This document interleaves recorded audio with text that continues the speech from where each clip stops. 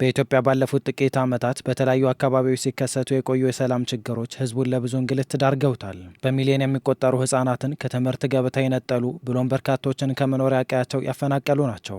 እነዚህን ጦርነቶች በሰላማዊ መንገድ ለመፍታት መንግስት ያደረጋቸው የተለያዩ ጥረቶች አሁን ላይ በሀገሪቱ አንጻራዊ ሰላም እንዲሰፍን ማድረግ መቻላቸው ይገለጻል። በተለይም በሰሜኑ የሀገራችን ክፍል የነበረውን ጦርነት በስምምነት እንዲቋጭ መደረጉ ለክልሉ ሰላምን ይዞ እንዲመጣ ያስቻለ ሲሆን መንግስት ለሰላም ያለውን ቁርጠኝነት ያሳየበት መሆኑን ጠቅላይ ሚኒስትር ዶክተር አብይ አህመድ በህዝብ ተወካዮች ምክር ቤት 21ኛ መደበኛ ስብሰባ ላይ በሰጡት ማብራሪያ ገልጸዋል።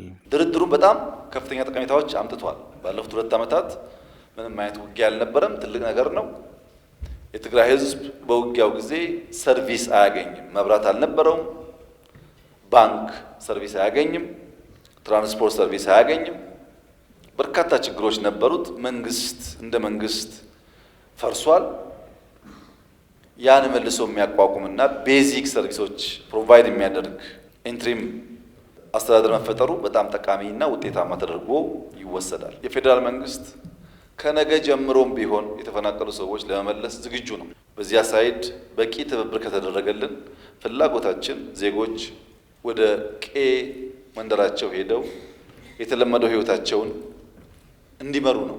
በፕሪቶሪያ የተካሄዱ የሰላም ስምምነት ባለፉት 2 ዓመታት በክልሉ ምንም አይነት ጦርነት እንዳይከሰት ማድረግ የቻለ ሲሆን የተለያዩ መሰረተ ልማቶች ወደ አገልግሎት እንዲመለሱ ያስቻለ መሆኑን በክልሉ ምልከታ ያደረጉ የህዝብ ተወካዮች ምክር ቤት አባላት ተናግረዋል። የሰላም ስምምነቱ ጥሩ ምላሽ የሰጠ ነው። ትግራይ ህዝብ ሰላም ፈላጊ ህዝብ ነው። በተግባር እንደምናውቀው አሁን ፖለቲካ ኢሹዎች አካባቢ ይነሳሉ። አንዳንድ ችግሮች በተለይ የውስጥ ጉዳይ የሚነሳበት ሁኔታ አለ።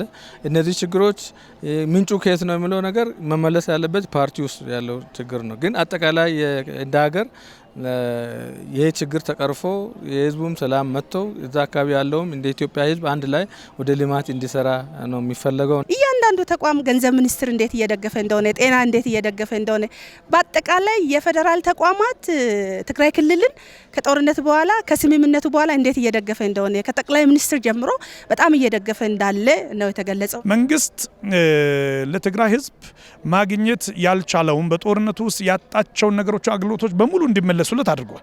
ትምህርት እንዲመለስ አድርጓል። ጤና እንዲመለስ አድርጓል። መንግስታዊ አገልግሎቶች እንዲመለሱ አድርጓል። የባንክ አገልግሎት እንዲመለስ አድርጓል። ሰራተኞች ወደ ስራ ገበታቸው እንዲመለሱ አድርጓል። የሚያርሱ እንዲያርሱ፣ የሚነግዱ እንዲነግዱ አድርጓል። ስለዚህ ከመንግስት ማግኘት የሚገባውን ድጋፎችን መንግስት በተጠናከረ መልክ ቀጥሏል ማለት ነው። ሆኖም ክልሉ ከደረሰበት ጉዳት አንጻር የሚቀሩ የተለያዩ ስራዎች መኖራቸውን በመጠቆም በቀጣይ ሊሟሉ እንደሚገባቸው አክለዋል። የሁሉንም ህዝብ ፍላጎት አሟልቷል የሚል ነገር እየተናገርኩ አይደለሁም። የቀሩ ነገሮችን እየሞላ መሄድ መቻል አለበት። የቀሩ ፍላጎቶች ይኖራሉ። መሟላት ያለባቸው መንግስት ማሟላት ያለበት የቀራ ነገር ሊኖር ይገባ ማለት ይችላል። ይሄ ያለ ነገር ካለ ተፈትሾ በጊዜያዊ አመራሩ ዛለ እዚህ ፌዴራል መንግስት አለ በተቀናጀ መልክ አሁንም የህዝብን ፍላጎት ለማሟላት የሚያስችል ስራ መስራት አለበት። በክልሉ ከጊዜ በኋላ የሰላም ስምምነቱን ያላከበሩ የሚመስሉ እንቅስቃሴዎች ክልሉን ዳግም ወደ ጦርነት ሊያስገቡት ይችላሉ የሚል ስጋትን ፈጥሮ የነበረ ቢሆንም መሰል ችግሮች ሊፈቱ የሚገባቸው በክልሉ አስተዳደር መሆኑን ነው የምክር ቤቱ አባላት የገለጹት። ፌዴራል መንግስት በሚፈልግበት ቦታ ላይ አብሮ እየሰራ ነው ከጊዜያዊ አስተዳደሩ ጋር። ከዛ ባለፈ እያንዳንዱ ክልል ውስጡ ያለውን ነባራዊ ሁኔታ መሰረት አድርጎ ችግሩን መፍታት ያለበት ክልሎች ናቸው። አውቶኖመስ ናቸው ክልሎቹን መሰረት አድርጎ ችግሮቹን ይፈታሉ። በሚፈታበት ሁኔታ ላይ ደግሞ ከፌዴራል መንግስት ጋር ተባብሮ መስራት ያለባቸው ስምምነቶች ላይ ክልል መንግስታት ከፌዴራል መንግስት ጋር ያለው ግንኙነት አሰራር ስርዓት ስላለ በዛ ነው የሚፈታው ማለት ነው። የፌዴራል መንግስቱ በቀጣይ ሊያከናውናቸው ከሚገቡ ተግባራት መካከል ምርጫ ዋነኛው መሆኑን በመግለጽ በዚህም ህዝቡን የስልጣን ባለቤት ማድረግ ዋነኛ ስራ ሊሆን ይገባል ሲሉ አስተያየታቸውን ሰጥተዋል። አሁን ትልቁ ነገር መንግስት ሊሰራ የሚገባው ምርጫ መካሄድ አለበት። የስልጣን ባለቤት ፍላጎት ያላቸው ኃይሎች ሳይሆኑ ህዝቡ ነው መሆን ያለበት። የሚሽረውም የሚሾመውም የሚመርጠውም ህዝቡ ነው መሆን ያለበት። ስለዚህ ትግራይ ክልል ላይ አሁን የሚጠበቀው ትልቁ ስራ ምርጫ ማካሄድ ነው።